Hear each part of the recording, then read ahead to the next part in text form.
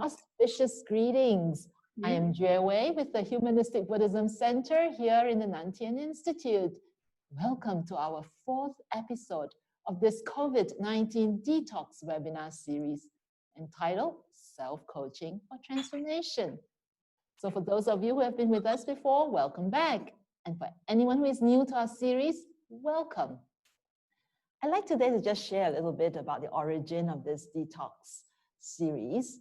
It started as my brainchild in March when we were struggling with this compassionate isolation and the new normal that we're all confronted with. And with that, at that time, I recalled my early days when I was in the Fo-Guangshan Buddhist College in Taiwan after 35 years of freedom in the wild, wild world. And my initial mental and emotional struggles in a cloistered college and on the island of Taiwan. And now, as Meg pointed out earlier on, that there's this easing of our restrictions. I think of what it was like when I graduated from that college after 2 years and got sent to America. Those were the days when I wanted to visit every American city and street. Again, it was my mind telling me and controlling me. So it brings to mind, so what are we detoxing from? When life thinks we are ready and gives us a challenge here and there, what really comes to mind? How can we fiercely face reality, as my friend Meg loves to put it? So hence today, I invite Meg Hart to give us some of her insights on her detox journey. Meg's exciting academic and professional career includes spending a year working for the Royal Government of Bhutan on the United Nations report entitled Happiness Towards a New Development Paradigm. She's also a writer and has just completed her book, Changeless, My Experiment with the Tao. What a wonderful name. And it's about her experience of integrating Eastern contemplative practices with Western psychology during her 30 years of living and working in Asia. That is exciting.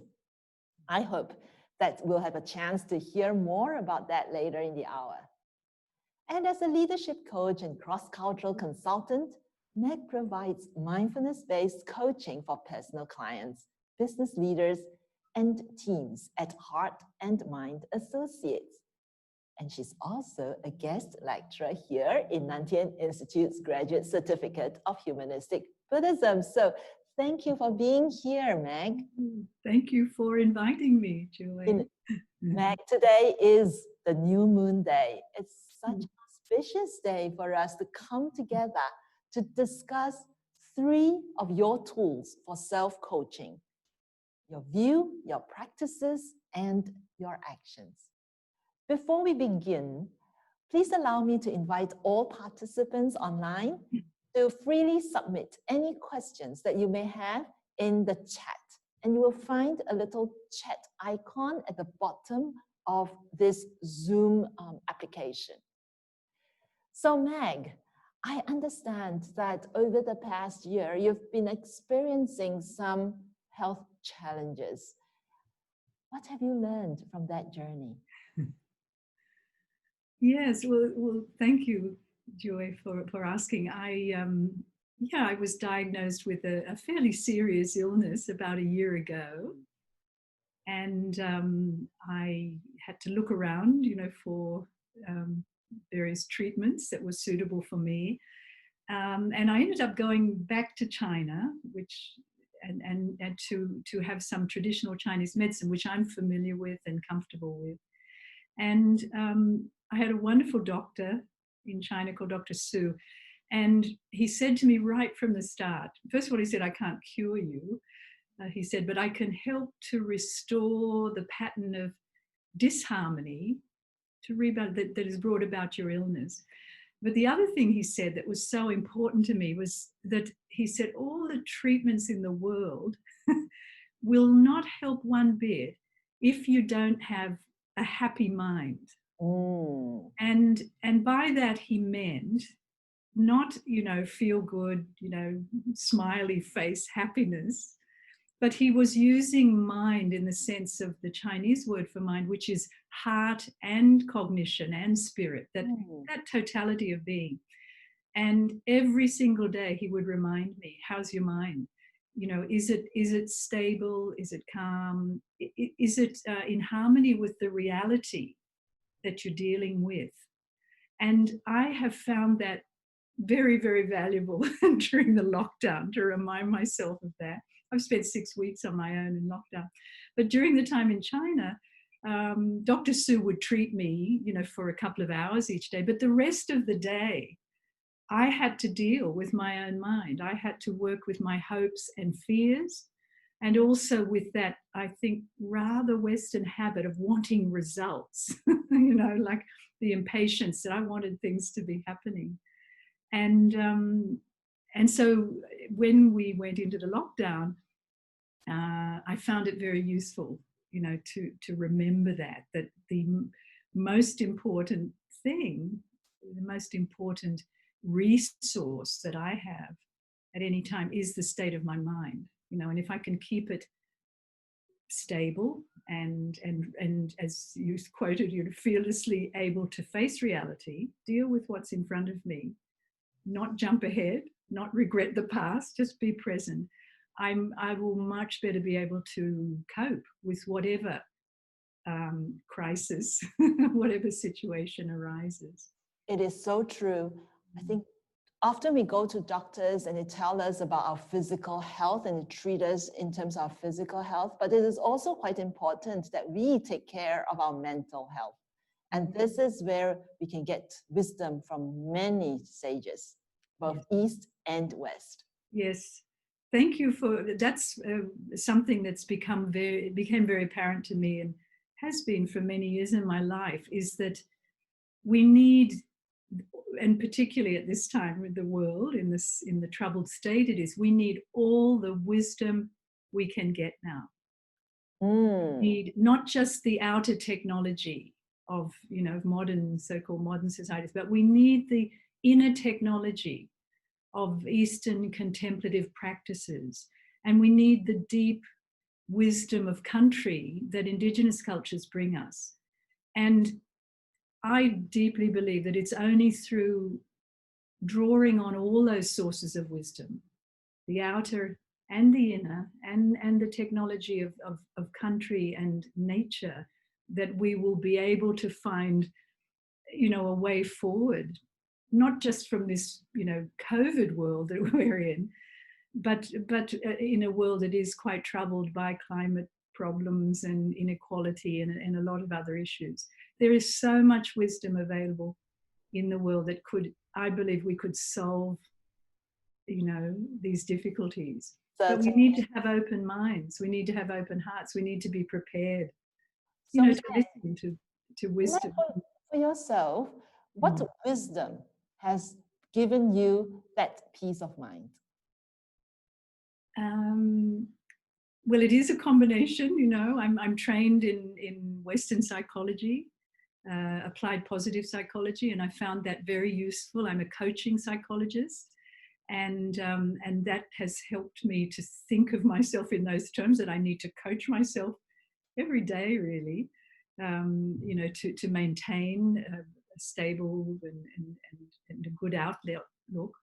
And then that's combined with my teachings from Buddhism and Taoism, which have provided the inspiration, I would say, and the motivation for my coaching. So the coaching's good for the technique, but what I found particularly helpful from Buddhism and Taoism is that the concept of the view, that if you have a correct view of reality, if you can appreciate, the interdependent nature of reality, the impermanence of reality, it helps you then to fine-tune your motivation. Because if you recognize interdependence, you recognize that we're all connected, and that our own happiness is very much dependent on the happiness of not just other human beings, but all life forms. And without that sort of central sense of clarity, we can be often, doing the wrong things or not be so skillful in our actions, in our practices. In fact, that was the basis of Bhutan's new development paradigm, was very much a balance between economic growth. Of course, we need a healthy economy, but if that economy is not balanced with ecological intelligence, with good governance, with community vitality, it cannot sustain human life on Earth. So the Bhutanese paradigm, which was called gross national happiness, was about that balance between the economic, the ecological, the community, and the governance. And I think it's actually quite a good model, even as a human being. We need that as an individual. We need that balance in our lives. That's true. Speaking of balance, we have a question here from our participants about food. Food is a big problem. Do you have any wisdom to share based on your experience? Oh, that's a very big problem. If I may, I'll direct you to someone who's got more wisdom. And I'm very sorry, I don't remember the name, but an author from Sydney University, I think, has recently published a book called Eat Like the Animals. Sorry, I will check the title. I just saw him interviewed. And he says that if you watch an animal, if you look, even domestic animals, but particularly animals in the wild, they know exactly what they need. They know what food to eat, when to eat it. They know when they're a little depleted in salt, and they'll get their salt. So he was saying that we humans also have that wisdom, that our body has that intelligence. And if we are detoxed, probably from some of the habits of eating that we've developed, we can get back to that level of understanding, and our body will tell us what to eat. So in answer to your question, during my illness, I recognized, for example, that sugar was really bad for me, that if I continued to like, chocolates and things, sadly, it would not be helpful to my condition. It caused inflammation, it caused acidity, a lot of problems. So I listened to my body saying to me, Meg, no more sugar for you. And I must say I felt a lot better from it. I think that all of us can ask ourselves and can restore that intelligence of our own bodies. And our body will tell us what it needs and what to eat now. Right. I think what you've just mentioned is very important. So how can we work towards understanding our bodies better? And what can we do? How do we develop our thoughts to restore that intelligence? That's a good question. That's really the question that the Buddha and many other great teachers have wrestled with, isn't it? How do we wake up that innate consciousness? I think Lao Tzu, the Taoist philosopher, said, you have all the answers you need within you. You know what you want, you know what you need. So your question is good. How do we actually, how do we reconnect with that intelligence? And I must say, I think the lockdown in many ways has been an opportunity for many people. I understand that the lockdown has been difficult for most for people, and for some people more difficult than others. Some conditions have been more severe, and yet we all have the same challenge every day, in lockdown or not in lockdown. How am I going to live most fully today?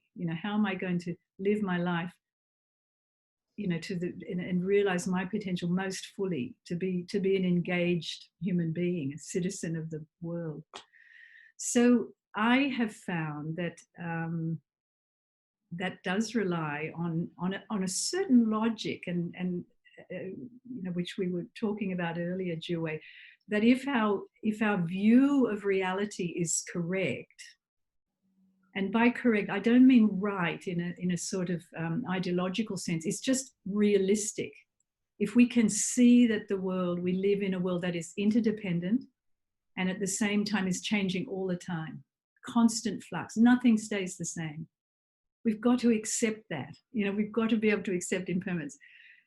Last year, 1 minute I was healthy and strong and buoyant, and the next minute I got a diagnosis which was like, and I reckon talk about impermanence. That can happen, and it can happen to all of us. Birth, old age, sickness and death, we're all subject to that. If we can invite that view in our lives, accept it, work with it, then it provides us with the fuel, if you like, for then fine-tuning our practices, our habits, and from that, then our action in the world becomes more skillful because it's congruent with reality. Thank you so much, Meg. Well, there's a question here from a member of the audience who says that she feels like every day waking up is just like a daily chore I need to do. I don't have strong motivation, but just do the things as a form of routine. How can I change things to a better one? A day that is full of motivation. Well, that's a good question, because I'm sure all of us have days like that where we think, really? I have to get up and get out there. I don't want to make it sound as if having a good motivation is an easy thing, or it's in a way it's a practice. And I think that one of the helpful aspects is to remind ourselves how precious human life is. No matter how difficult our outward circumstances are, there's always possibility for a fresh way of seeseeing things, for fresh thinking. I often use that word, the Chinese word for crisis, is always helpful to me, that it's got two parts to it. It's danger and it's opportunity. And I think it's such wisdom, because every moment, if you think about it, we're kind of on a knife edge, right? That character has knife edge. There's danger. We could fall into negativity. Look, you only have to turn the news on at night to think, oh my goodness, it's all going to hell in a basket here. Or we could choose to think, to see the possibility in the moment. We could choose to see, yeah, things are pretty dire out there, but I'm alive, I'm conscious, I'm breathing, and maybe there's something I can do today to, I don't want to sound grand, make the world a better place, but in our sphere of influence, all of us can make the world a better place. I think that's what Gandhi meant when he said, you have to be the change that you want in the world. You have to be the change. Because if you just wait for everyone else to change, reform, sorry, that's very risky, isn't it? If I'm here waiting for other people to change, then I'll change. It's not going to work. It's actually unrealistic. So I would say to that question, that it's about being realistic. It's not about being high-minded or anything. It's just seeing reality and saying, yeah, things change all the time. Things are connected. They're interdependent. And I'm alive with this precious human consciousness. So I've got tremendous potential here to get up now and do something, to lift my life up. So I would say one thing that works for me on a practical level is, and Dr. Su taught me this, the first thing I do when I get up is I do some Chinese waking up exercises. I don't know if you know those, Juewei. You rub your hands together, you massage your face. No, you do a few things like that. Have some little funny little ritual that you can do in that moment of waking up. You know, that's a very important moment, because we can go, or we can go, okay. So get up and jump up and down, or do some breathing exercises, or open the window, or have some small ritual that reminds you that it's actually really good to be alive. You know, that let me share my little ritual. Yes. My little ritual is a little simpler. I just wake up, look into the mirror and say, happy rebirth day, Juewei. Wow, beautiful. How beautiful. That's right. I think it's to remind myself that a brand new day, I've earned another day. Yep. And it's my rebirth. So it's an opportunity to just go out and serve everyone, to make this webinar a good one for everybody here online. Yes. Yes. So thank you so much, Meg. So now we have the right view. That is an understanding of what we truly are as interbeings, as interconnected beings, and what we need versus what we want. So now we have to start aligning this view with our day-to-day practices, getting us closer and closer to where we want to be, and we hope that we can become fully conscious, awakened human beings. So perhaps it's now time to talk about daily practices. What kinds of daily practices can our listeners adopt to ensure that we are aligned with this primary motivation? Well, what works for me, and I certainly, when I talk with my coaching clients, I encourage them to have some form of mindfulness practice. There are many styles and there are many types of mindfulness practice out there in the world. You know, there's Buddhist practice and Taoist, but there are many practices. Find a practice that brings your mind back to the center. Find a practice that, I like the analogy of muddy water. You know, if you've got a glass with muddy water, if you keep shaking that jar of muddy water up, it's just going to stay muddy.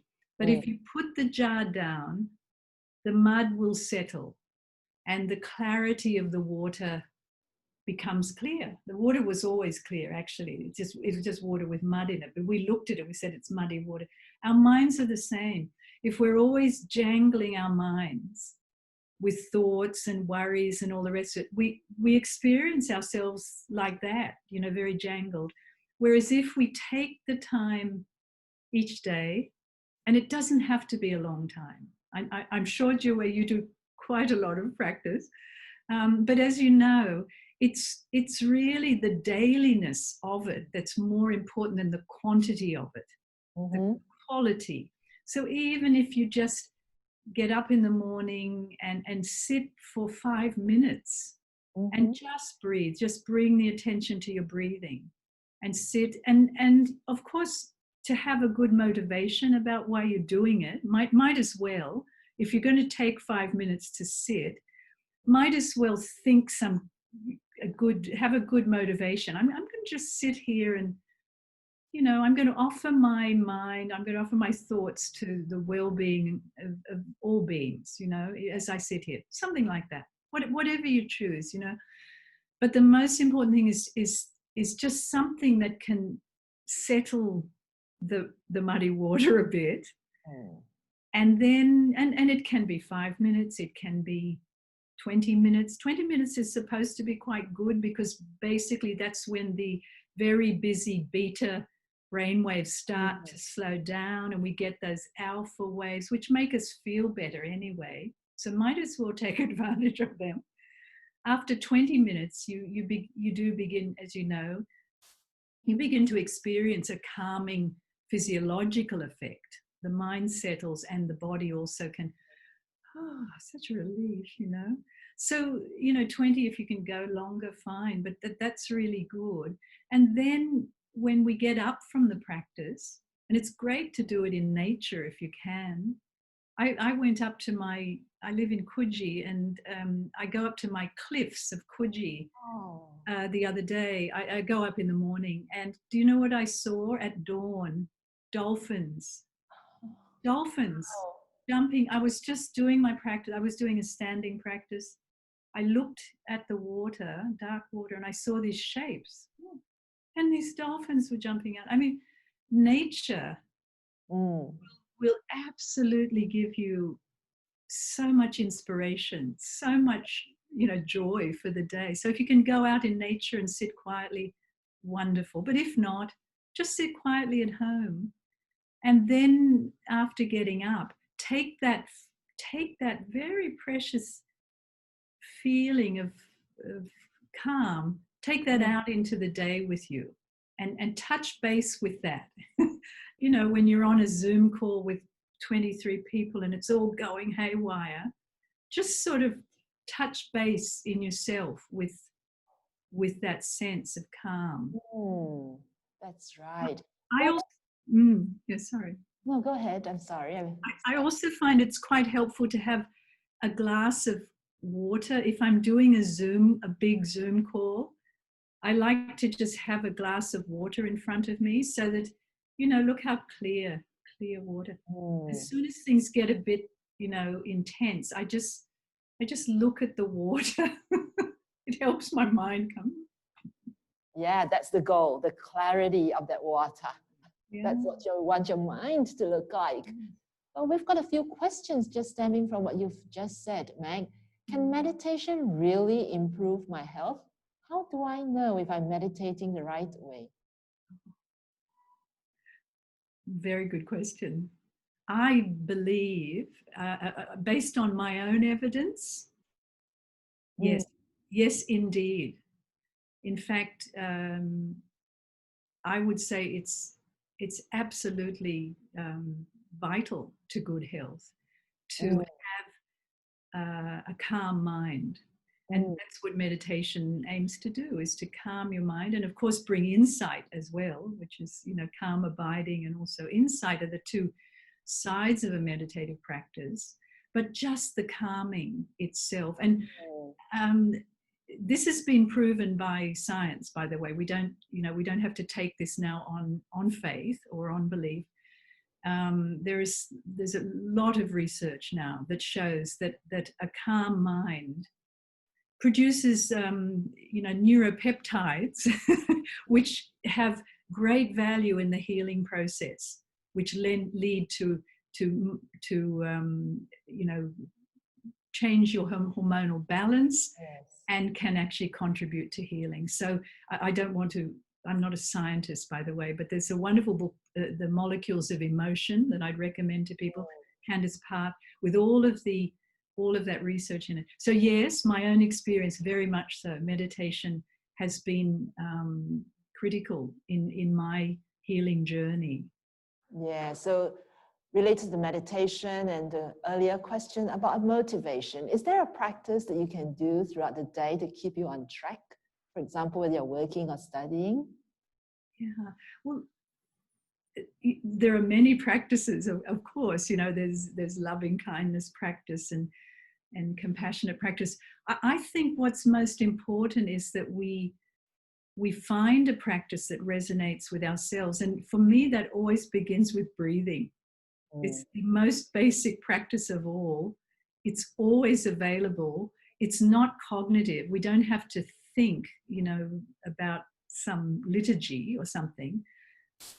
All we really have to do is sit still and bring our attention back to our breathing.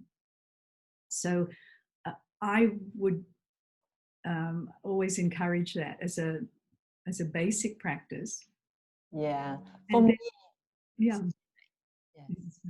Did I cut you off? No, it's fine, Juewei. Now, for me, I would say that in terms of motivation, I go back to my bodhicitta, my bodhisattva vow. I often have the Guan Yin bodhisattva with me because she reminds me that everything I do is not for myself. The inspiration is for all beings, for the goodness of all. And I guess that's what helps. Yes. So we have a few more questions here, Meg, that may be practice related. there's someone in the audience who feels that because of COVID, the feeling like I don't want to be involved with others in the world anymore. And as a result, usually he or she has been very social, but now he or she feels like a hermit. And the scary part is that being alone at home just seems normal now. So he or she seems to have evolved to become a different person. And I think it's a way to, now I'm wondering about this fear of going out, FOGO. Wow, this is a new one for me. Yeah, that's not very good. So what do you think of? How do you help this person, Meg? Yeah, well, again, a good question, because I think many of us are feeling that. I mean, some people have been locked down with a large family, and I know my daughter in LA and my sister feel that they've had all these people, 24/7 kind of thing. So they've had a different kind of experience of the lockdown. For those of us who have been on our own, certainly we can get used to that feeling of being alone. And because we're required to take precautions, I myself don't see that as fear. I just see it as precautionary. I mean, I have a pre-existing condition, so I have to be quite careful about going out. I'm just choosing now to go out very carefully. But what I would say is, perhaps rather than seeing this change as being a kind of finality, and you've now changed into a hermit, perhaps it's good to look at it as just we've had to be more hermit-like in our behavior for the last 6 or 7 weeks, but it doesn't make us necessarily hermits. And we can be looking now at ways to re-engage with the world, which are cautious, careful. I think it will change, behaviors. Someone was pointing out to me, maybe we won't be shaking hands quite so much. And but then look at Japanese culture. People don't shake hands. They bow very politely. Or look at Indian culture, where people namaste. So perhaps this will bring about some changes to our behavior, but they're not necessarily isolating us if we choose. So I guess that's where motivation comes in. What kind of world would you like to live in post-COVID? And how are we each going to contribute to the kind of world that we want to live in? Yeah. Hopefully it'll still be a friendly world because we need warmth and human companionship. We do. We are not crafted to become hermits. We are social. We are social. Yeah. Having said that, there are times, I would say to the questioner, when to be a hermit actually can be quite good. If you practice, it's quite a privilege to be able to do meditation practice quietly, not be interrupted. But it's all, to me, it's always about balance. The yin yang sense. That yin yang. We need social life and we need solitude. So I like to see it in terms of that dynamic balance rather than either or. Yeah, that's right. Sometimes social butterfly sometimes, and you're kind of balancing these two behaviors in your life. I know. And I would direct the audience, if you could, to some of the great comments that's in the chat window. I think individuals here, I really am very grateful for everyone to share your comments as Meg speaks. So Meg, let's move on from, now you have explained to us our habits of mind, how it determines actions or behavior that we choose. Sometimes we fall into the trap of repeating the same actions with expectation of a different result. We all do that. That's right. Is there a way our listeners can self-evaluate our actions so that we can change our approach if necessary? Well, I get this is where the self-coaching comes in. You know, we really are our best coaches. You know, we can go and hire someone else if we want to tell us stuff, but a good coach doesn't do that anyway. Actually, a good coach doesn't have the answers for the client. A good coach is somebody who understands that the client has their own answers. You know, as Lao Tzu said, you know what you want, you know who you are. We all do. We all have that consciousness within us, Buddha nature. So the art of coaching is to draw out from the client, in this case yourself, an understanding of what is important to you and what you really value, so that you can, when you're about to repeat those behaviors, which you know they're not really working right. I mean, this is the thing. We're intelligent beings, us humans, and we do actually know when we're doing things that aren't really wholesome for us, healthy. You know, that intelligence is in we don't need mom to tell us that.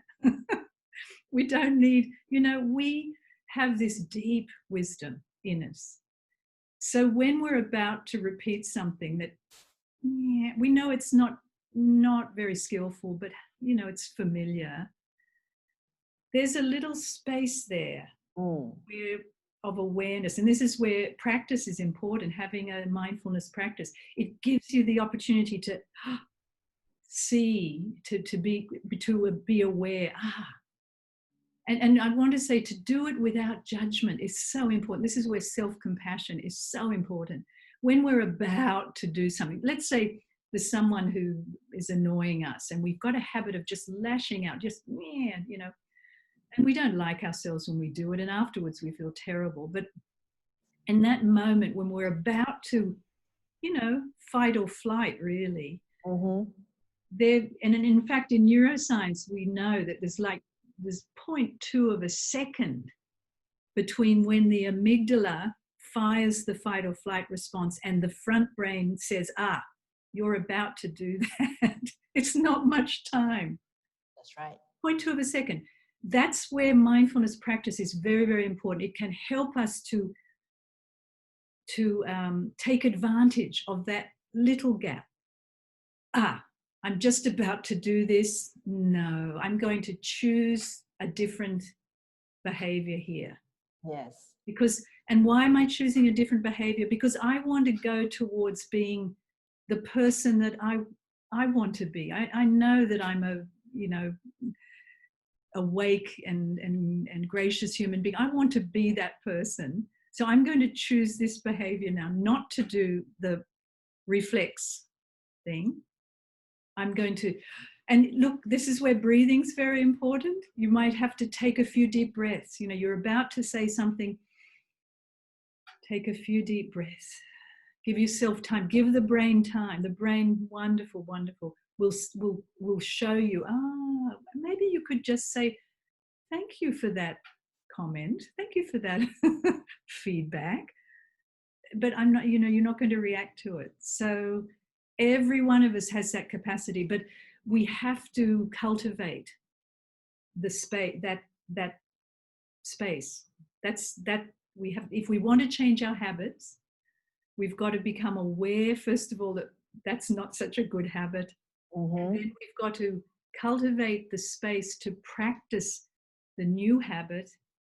And then, guess what? We've got to practice it again and again and again and again. It doesn't just happen. Unfortunately, insight is very misleading, because we think when we've got insight, I got it. I'm a Buddha already. No. We have to practice again and again the behavior that we want to be known for, you know, the behavior that we want to incorporate into our repertoire.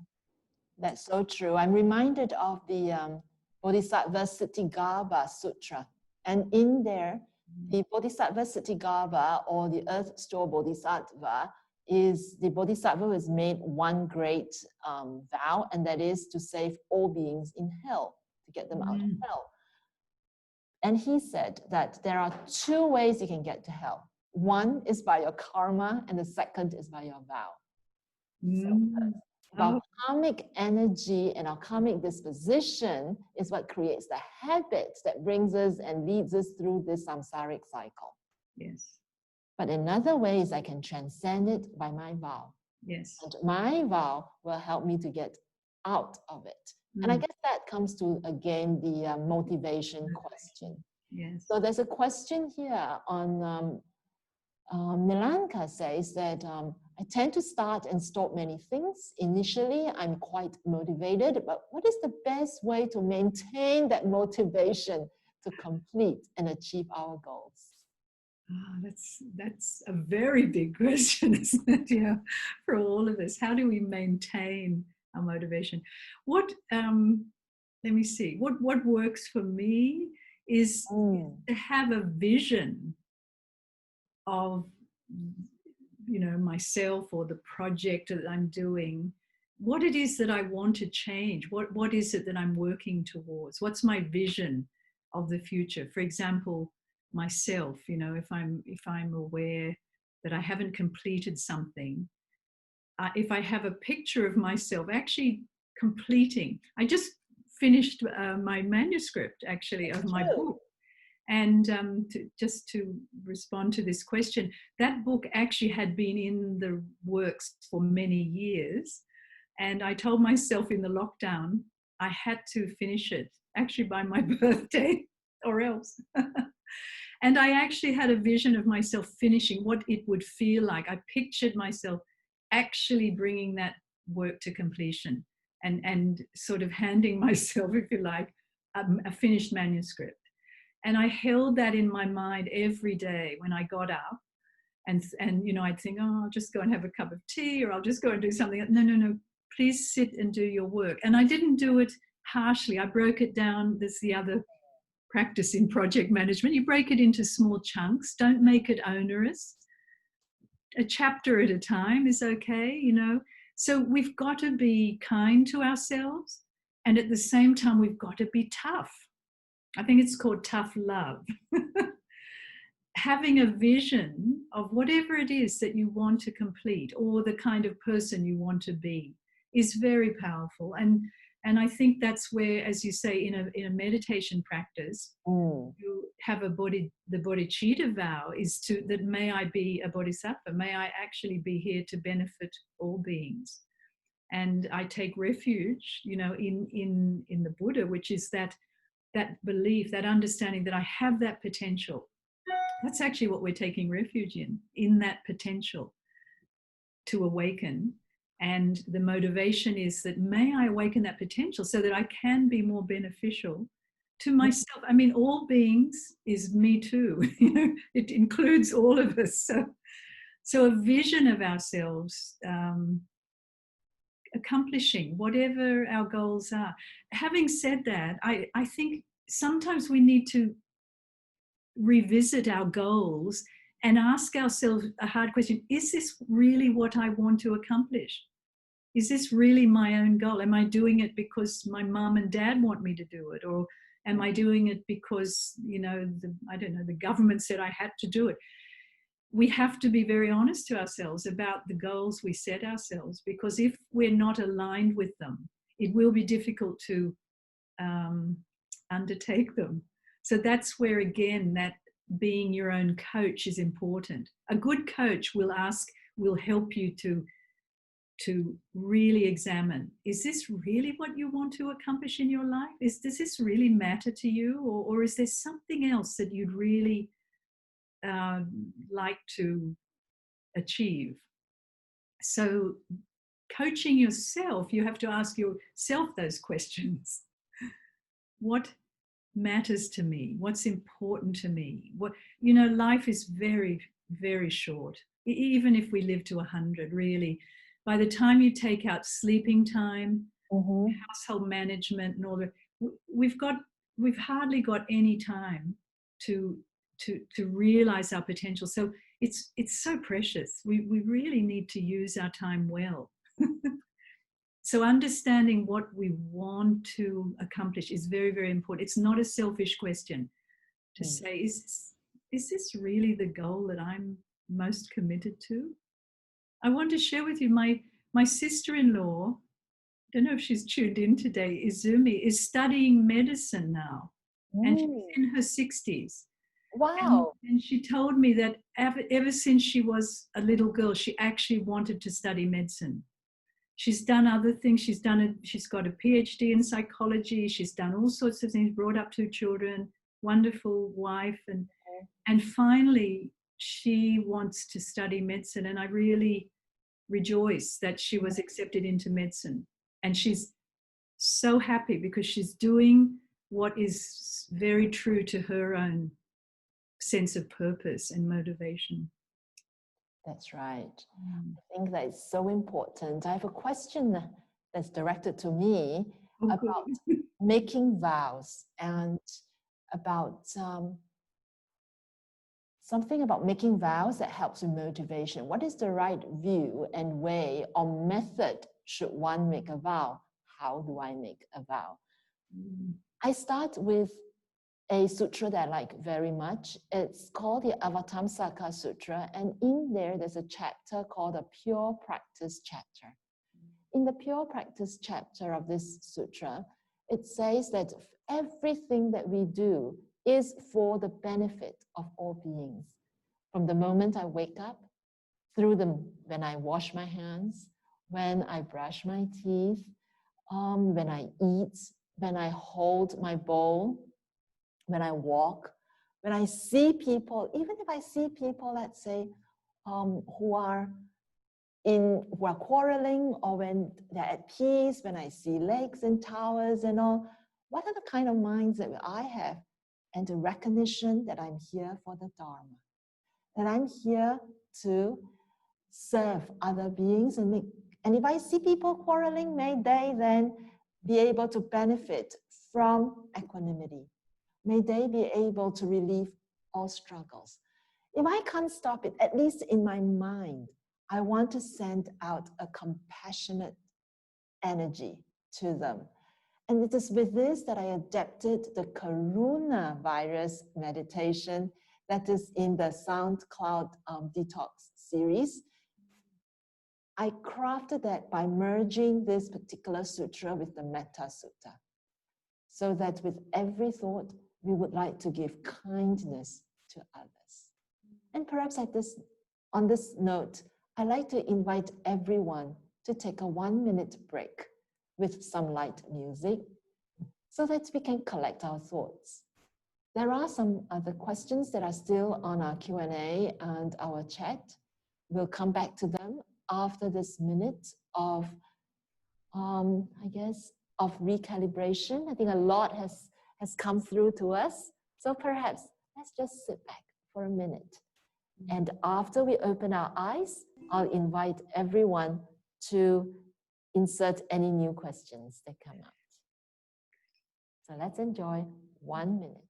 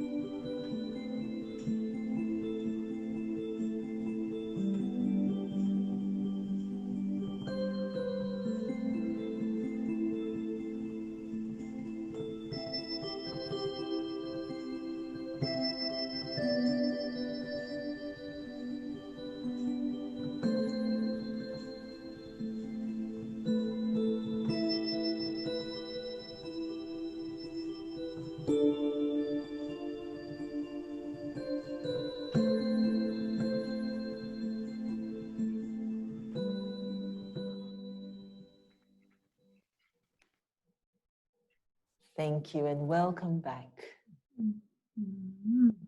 in fact, I think this is a minute for us also to review our intentions. It's an opportunity to ask ourselves, what's our inspiration from this detox series? And it was an opportunity for me to look at, why did I do this detox series? Not for my own benefit, but of course it's an opportunity for me to meet all my friends again on air. But really, I think it's for the benefit of everyone, and I hope that everyone has found something meaningful. So let's come back to the questions here. There's a question from Margot on, it is easy to say just accept every condition we face, but sometimes it's not that easy to accept when we really deal with difficult situations. Could you please explain in greater detail how to initiate and develop awareness for really accepting every situation? Yes, Margot, it's not easy. You're absolutely right to accept difficult situations. What's that prayer, that people often say, give me the courage, the serenity to accept the things I can, the courage to change the things I can, the serenity to accept what I can't, and the wisdom to know the difference. So what you're asking is about, how do we develop the wisdom to accept difficult circumstances. As I think about it myself, and last year my diagnosis was quite a shock. I wouldn't say initially I accepted it, so I have to be careful with the language. I certainly struggled in the beginning, I didn't feel like a victim at all, because many people experience illness, but within myself I was searching for that serenity, and it took me some time. I think one of the things that helped me was to look for what were the possibilities in this crisis. As I said, crisis is danger, and maybe the danger is that we won't accept it, that we'll deny it. Maybe that's really what that word means, that the danger is we're going to reject it or feel like a victim of the difficulty or whatever. That's the danger. So what I found helpful was to recognize for quite a while that I was just on that edge. That's all I could do, and begin to look and keep asking in my meditation, in my practices, so what's the way forward here? Right? What's the way forward? Knowing that, and this is where the teaching on impermanence is so helpful. Well, it's not a teaching, it's a fact, isn't it? The fact is, yes, things change all the time. That's, impermanence is sort of good news and bad news. The bad news is just when something's going really well, it changes, you're just healthy, and then the next minute you're not. That's me. But the good news is that situation also will change, that there is the potential for transformation in the new situation.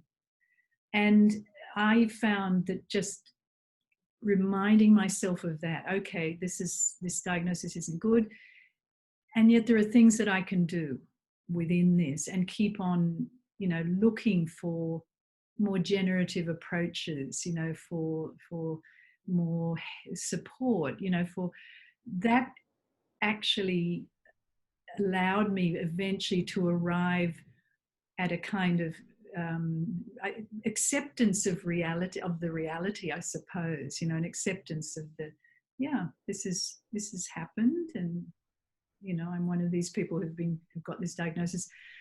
Okay, Meg, so what am I going to do with that? So yes, the word acceptance is a big word, isn't it? Because it sort of sounds like we just go, oh, well, okay. I think it's an active word. I think acceptance, I don't know if you know in the sutras, Juewei, I don't think it's passive, is it? It's not like, oh, well, it's not fatalism. Acceptance isn't fatalism. It's a dynamic practice, really, of what, so, okay, this seems to be the situation. What can I do within this situation? How can I transform this, you know? In Chinese, there's a word called 忍, which means patience, tolerance. But what is it? It's actually the edge of a blade on top of the heart. Yes, So yes. just think of the blade on top of the heart, and you have to tolerate that. Yes, yes. But it is what gives us resilience, and it is what gives us wisdom. Yes. To recognize that our growth is dependent on this particular condition. The condition helps us to accept and then to be able to understand the conditions that have led us to this particular situation. It is with this situation that I have the power, and that's why I am, in a way, empowered to change those conditions for a different result. This is the real understanding of impermanence. Yes. So if I can understand that I have an opportunity to change it, then I feel more empowered. And so the acceptance is a active acceptance. Yes, a dynamic. And that opportunity to change doesn't mean you can change it back to the way it was.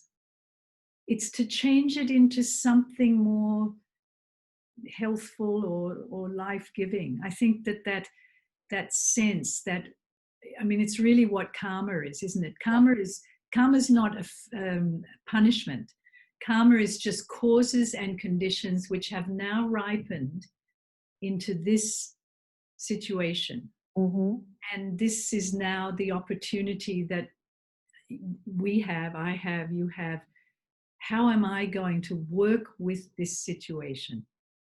And that's where the mind and the body and spirit, everything is needed. You really do need to collect all your energy to be able to respond in the most healthful and life-affirming way to the situation. That's so true. So there's one question here, and you mentioned karma. So Lyra asks, how do I improve my karma? And how do I attract good karma? Oh, wow. That's a good one. Well, perhaps I let you also respond, Juewei, because karma, you know, as we're saying, karma's not a sentence. It's not. No, it's not. Static. It's very alive, isn't it? It's potential. In some ways, karma's potential. Yes, it is. But karma comes from what we think, what we say, and what we do. Yeah. If we want good karma in the future, then ensure that we keep positive, wholesome thoughts. We say positive, wholesome words. And we also want to be able to do positive, wholesome things. So we often say the 3 acts of goodness, which is to think good thoughts, to speak good words, and to do good deeds.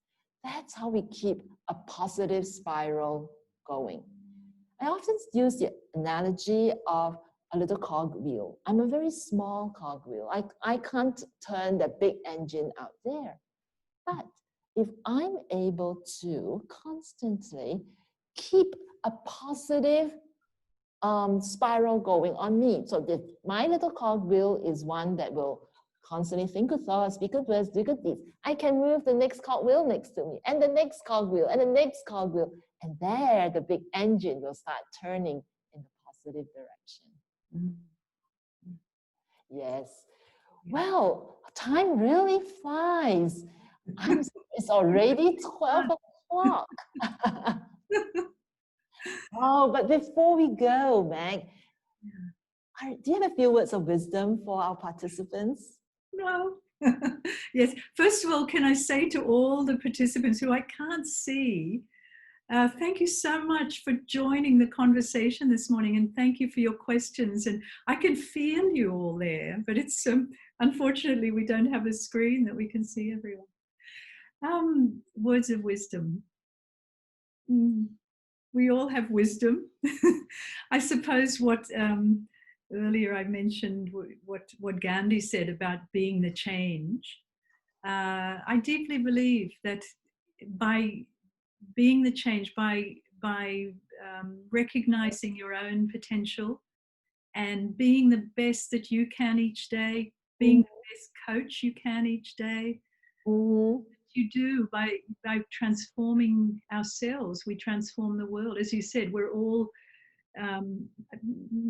maybe in a net. I like the net analogy. We're all points of light in a net of consciousness, and we're all lighting this consciousness, this unified field. You know, and we're all part of this.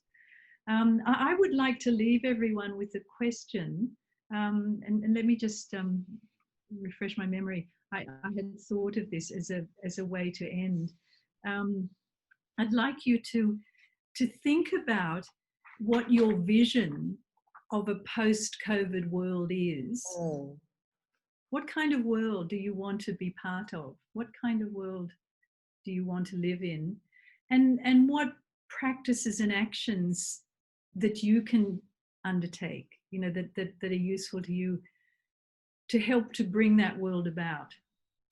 And in doing that vision of the world, see yourself in that world too. See the world as you would wish it, you know, the kind of world. We could indeed have a most harmonious, equitable, healthy, happy planet.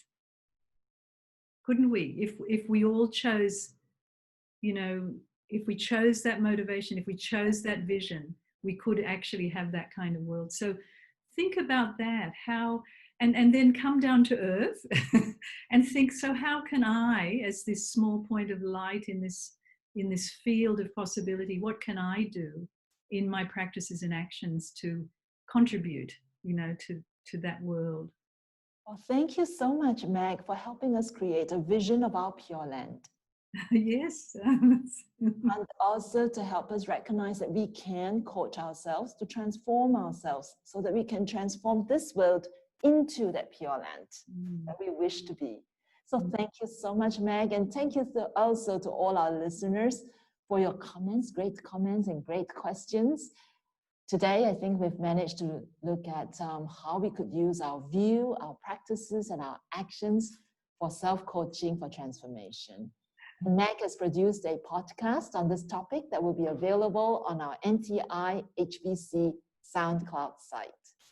We hope that you have found some gems of knowledge that will be useful to you while experiencing shelter in place, extending help from home, maintaining a steady mind, and today, self-coaching for transformation. I certainly have, and will incorporate the wisdom that has come through these four webinars into my upcoming Buddhist ethics subjects. I'm now revising it to make it more COVID relevant. And I'd like to borrow the words of my friend and an NTI student, Sophan Chan, who said that we are so lucky to be Buddhist. She thinks that being Buddhist and learning from the teachers here at the Tien Institute have helped her to weather this pandemic. Indeed, I share that same gratitude. So we look forward to seeing you at our next and our last webinar episode, Immunity in Community, with Emeritus Professor Stephen Hill. So till then, I'd like us to just take a minute to check out and to transfer merits to all beings. Let us now dedicate the goodness of what you have done to all living beings. May kindness, compassion, joy, and equanimity pervade all worlds. May we cherish and build affinities to benefit all beings. May Chan, Pure Land, and precepts inspire equality and patience. May our gratitude and humility give rise to great vows.